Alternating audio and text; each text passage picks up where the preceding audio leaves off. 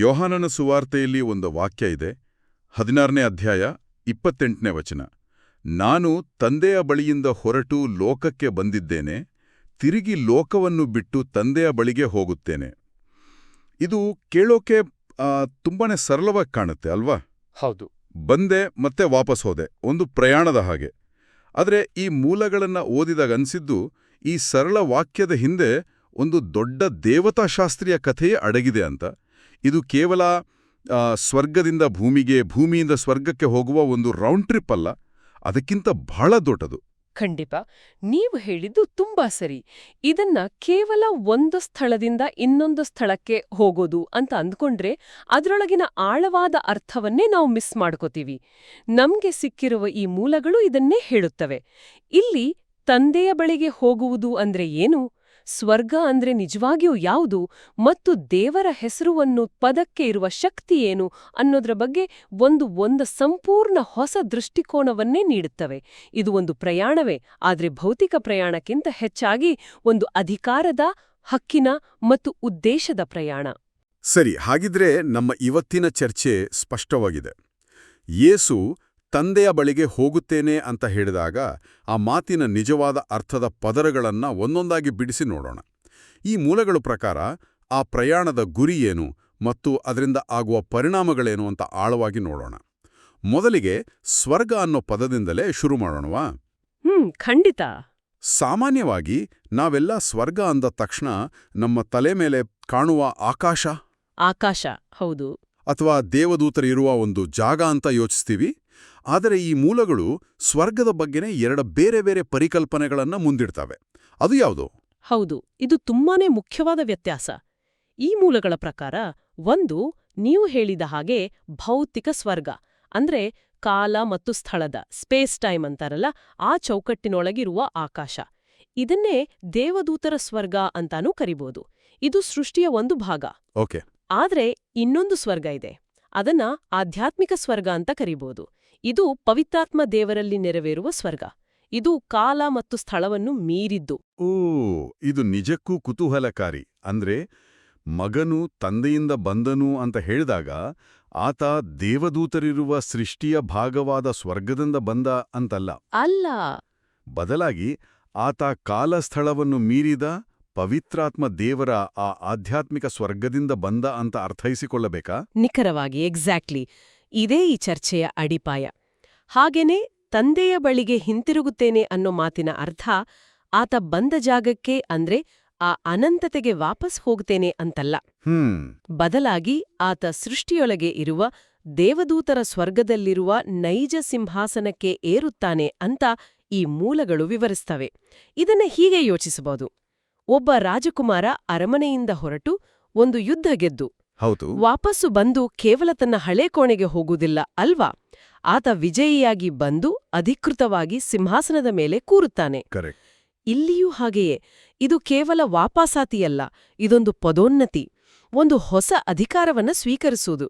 ನೈಜ ಸಿಂಹಾಸನ ಈ ಪದ, ಇದು ಇಡೀ ಚರ್ಚೆಗೆ ಒಂದು ಹೊಸ ಆಯಾಮ ಕೊಡುತ್ತೆ. ಹಾಗಾದ್ರೆ ತಂದೆಯ ಬಳಿಗೆ ಹೋಗುವುದು ಅನ್ನೋದು ಆ ನೈಜ ಸಿಂಹಾಸನಕ್ಕೆ ಏರುವುದಕ್ಕೆ ಸಮಾನ ಅಂತಾಯ್ತು. ಆದರೆ ತಂದೆಯ ಹೆಸರಿಗೂ ಇದಕ್ಕೂ ಏನ್ ಸಂಬಂಧ? ಅಂದ್ರೆ ತಂದೆಯ ಬಳಿಗೆ ಹೋಗುವುದು ಅಂದ್ರೆ ತಂದೆಯ ಹೆಸರು ಇರುವಲ್ಲಿ ಹೋಗೋದಾ? ಹೌದು. ಇಲ್ಲಿ ಹೆಸರು ಅಂದ್ರೆ ಕೇವಲ ಕರೆಯುವ ಪದವಲ್ಲ. ಈ ಮೂಲಗಳ ಪ್ರಕಾರ ದೇವರು ತನ್ನ ಅಧಿಕಾರವನ್ನು ಮತ್ತು ತನ್ನ ಅಸ್ತಿತ್ವವನ್ನು ಪ್ರತಿನಿಧಿಸಲು ಕಾಲಸ್ಥಳದೊಳಗೆ ತನ್ನ ಹೆಸರನ್ನು ಇರಿಸಿದ್ದಾನೆ. ಆ ಹೆಸರು ಎಲ್ಲಿದೆಯೋ ಅಲ್ಲಿ ದೇವರ ಅಧಿಕಾರ ಇದೆ. ಆ ನೈಜ ಸಿಂಹಾಸನವು ಆ ಹೆಸರಿನ ಕೇಂದ್ರ.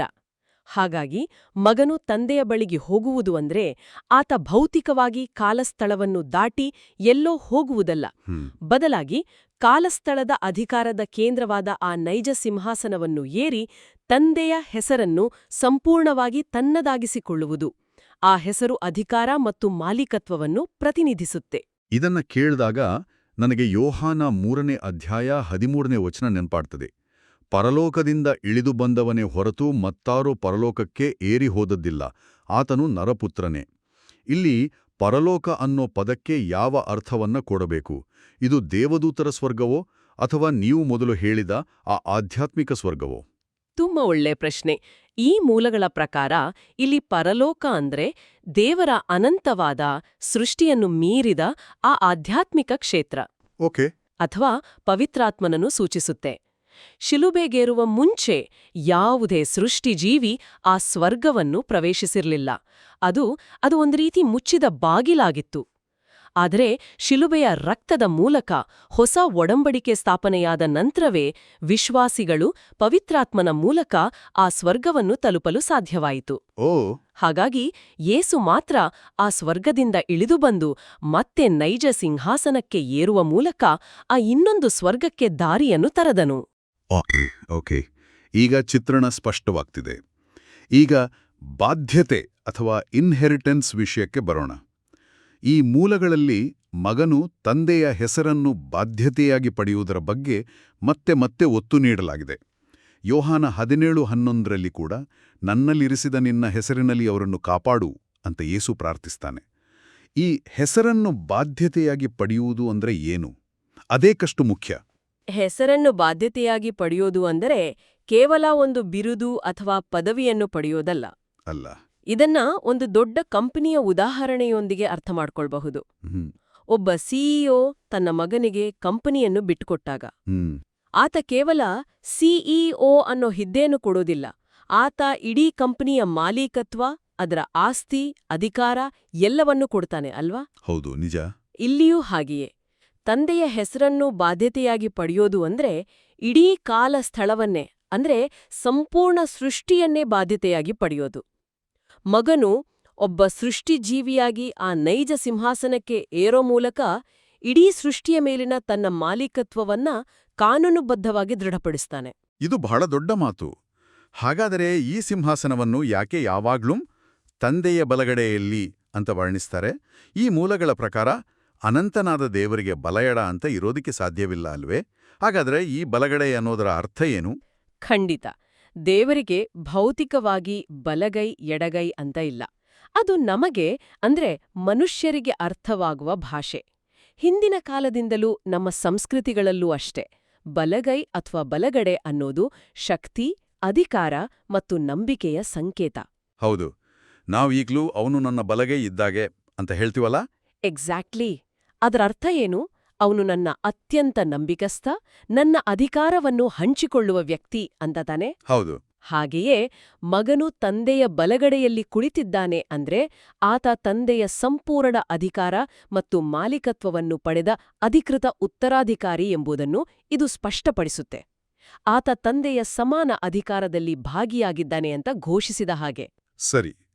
ಯೇಸು ಸಿಂಹಾಸನದ ಮೇಲೆ ಏರಿದರು ಅನ್ನೋದು ಸ್ಪಷ್ಟವಾಯಿತು. ಅಧಿಕಾರವನ್ನು ಪಡೆದರು ಅನ್ನೋದು ಅರ್ಥವಾಯಿತು. ಆದರೆ ಇದರಿಂದ ಬೇರೆಯವರಿಗೆ ಅಂದ್ರೆ ವಿಶ್ವಾಸಿಗಳಿಗೆ ಏನು ಪ್ರಯೋಜನ? ಯೋಹಾನ 14:12ರಲ್ಲಿ ನಾನು ತಂದೆಯ ಬಳಿಗೆ ಹೋಗುವುದರಿಂದ ನೀವು ಇನ್ನೂ ದೊಡ್ಡ ಕಾರ್ಯಗಳನ್ನು ಮಾಡುವಿರಿ ಅಂತ ಯೇಸು ಹೇಳ್ತಾರೆ. ಆತ ಹೋಗುವುದಕ್ಕೂ ವಿಶ್ವಾಸಿಗಳು ದೊಡ್ಡ ಕಾರ್ಯಗಳನ್ನು ಮಾಡೋದಕ್ಕೂ ಏನು ಸಂಬಂಧ? ಇವೆರಡಕ್ಕೂ ನೇರವಾದ ಸಂಬಂಧವಿದೆ. ಆತ ಸಿಂಹಾಸನಕ್ಕೆ ಏರಿದ್ದರಿಂದಲೇ ಇದು ಸಾಧ್ಯವಾಗಿದ್ದು. ಯೇಸು ಮುಂದುವರಿಸಿ ಹೇಳುತ್ತಾನೆ, ತಾನು ಹೋದ ಮೇಲೆ ಇನ್ನೊಬ್ಬ ಆಧಾರಕರ್ತನನ್ನು ಅಂದ್ರೆ ಪವಿತ್ರಾತ್ಮನನ್ನು ಕಳುಹಿಸುತ್ತೇನೆ ಅಂತ. ಆತ ನೈಜ ಸಿಂಹಾಸನಕ್ಕೆ ಏರಿ ಸೃಷ್ಟಿಯ ರಾಜನಾದ ನಂತರವೇ ಆತನಿಗೆ ಪವಿತ್ರಾತ್ಮನನ್ನು ಕಳುಹಿಸುವ ಅಧಿಕಾರ ಸಿಕ್ಕಿದ್ದು.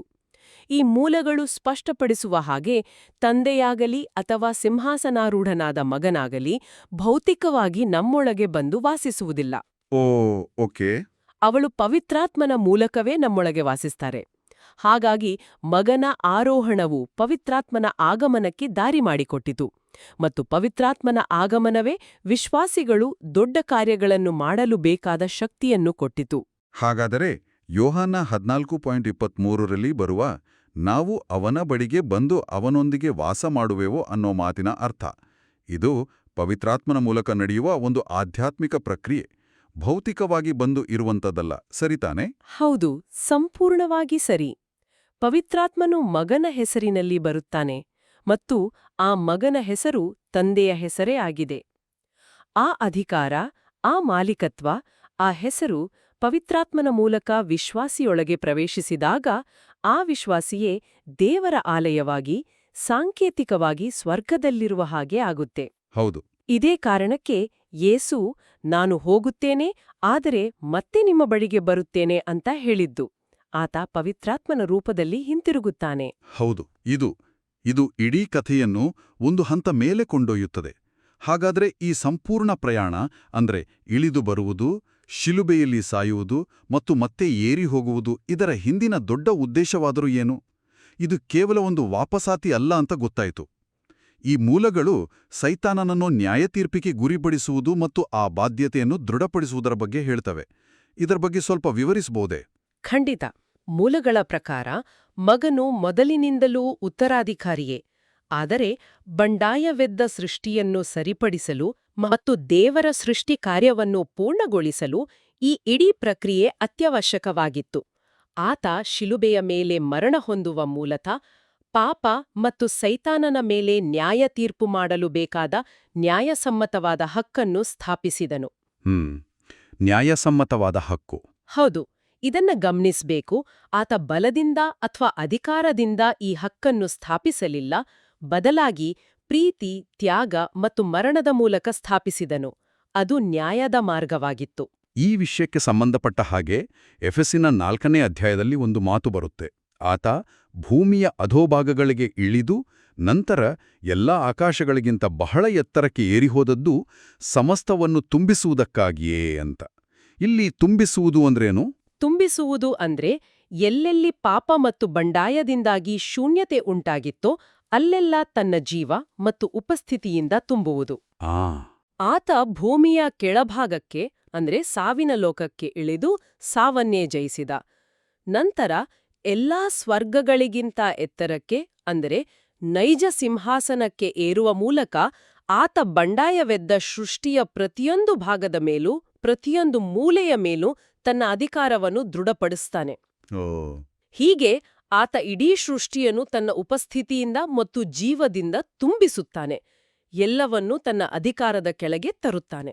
ಹಾಗಾದರೆ ನಾವು ಚರ್ಚಿಸಿದ್ದನ್ನೆಲ್ಲ ಒಟ್ಟುಗೂಡಿಸಿ ಹೇಳುವುದಾದರೆ, ಯೇಸುವಿನ ತಂದೆಯ ಬಳಿಗೆ ಹೋಗುತ್ತೇನೆ ಎಂಬ ಮಾತು ಒಂದು ಸ್ಥಳದಿಂದ ಇನ್ನೊಂದು ಸ್ಥಳಕ್ಕೆ ಹೋಗುವ ಒಂದು ಸರಳ ಪ್ರಯಾಣದ ಕಥೆಯಲ್ಲ. ಖಂಡಿತ ಅಲ್ಲ.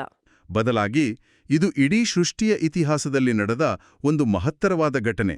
ಮಗನು ಒಬ್ಬ ಸೃಷ್ಟಿಜೀವಿಯಾಗಿ ನೈಜ ಸಿಂಹಾಸನಕ್ಕೆ ಏರಿ, ಹೌದು, ತಂದೆಯ ಹೆಸರಿನೆಂದರೆ ಇಡೀ ಸೃಷ್ಟಿಯ ಮಾಲೀಕತ್ವವನ್ನು ಬಾಧ್ಯತೆಯಾಗಿ ಪಡೆದು ಆ ಅಧಿಕಾರದ ಮೂಲಕ ಪವಿತ್ರಾತ್ಮನನ್ನು ಕಳುಹಿಸಿ ಅಂತಿಮ ನ್ಯಾಯತೀರ್ಪಿಗೆ ಅಡಿಪಾಯ ಹಾಕುವ ಒಂದು ದೊಡ್ಡ ಕಾರ್ಯ.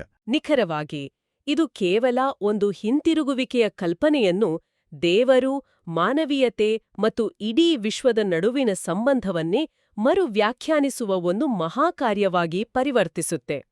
ಮಗನ ಈ ಪ್ರಯಾಣ ಕೇವಲ ಆತನಿಗೆ ಸಂಬಂಧಿಸಿದ್ದಲ್ಲ, ಇದು ಇಡೀ ಸೃಷ್ಟಿಯ ಭವಿಷ್ಯವನ್ನು ನಿರ್ಧರಿಸಿದ ಒಂದು ಘಟನೆ.